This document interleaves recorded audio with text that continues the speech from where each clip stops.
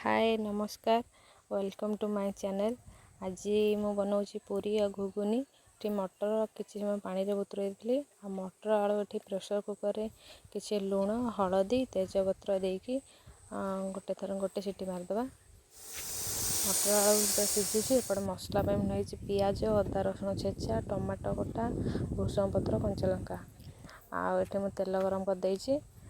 तेल रे पकेबी किछि पंच फुटण आ जीरा तापर पकेबी भूसंग पत्र आउ पियाज ए सब टे तेल रे भलसे भाजीदेबा।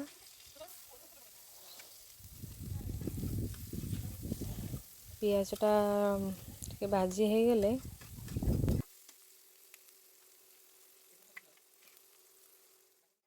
पियाजटा ठीक भाजी हो गलानी अदा रसुण छेचा पकई दूसरी टमाटो कटा पकई दूसरी ताकू टे भलसे तेल रे भाजीदेबा। तापर किसी लुण हलदी ताकू भी पकई भलसे भाजीदेबा तासह तापर मुझे लंका गुंड देइछि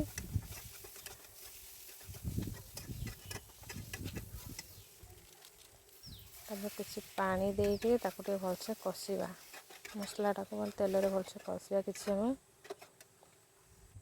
और मुझे करी पाउडर टे जीरा गुंड टे देवी टे गरम मसला टे धनिया पाउडर टे देकी भलसे टे मसला को कषिदेबा। मसलाटा सी हो गलानी प्राय आ टे पानी देकी कषिदेबा किसी समय। मसला हो गलानी मुझे जो सीझे रखी मटर आलू पकईकी ता सब भलसे गुड़े देवी। आलू को भी टिके भलसे तादेरे टे चकटी दबा। आलू को भलसे मारदेबा टे ग्रेवीटा टे बहलिया हो ये तरकारी मोर फुटिलानी मुझे मेथी पत्र देकी गरम मसला देकी तरकारीटा एथर टे बंद करदे। तापर मुझे अटा दला हो गलानी टे पूरी बेलिकी पूरी छुणा हम पूरी बेला सरला तापर मुझे किसी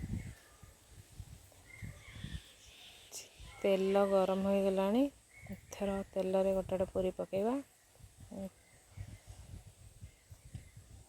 पूरी रे मुझे मेथी पत्र और टिके चीनी भी पकई अल्प चीनी पड़ी बेसी पड़नी।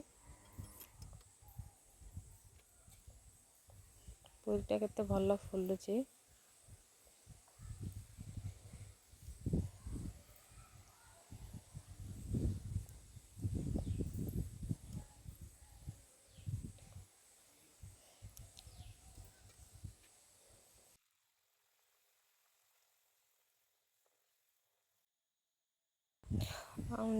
पूरी हो गलानी ये देखो तरकारी पूरी रेडी।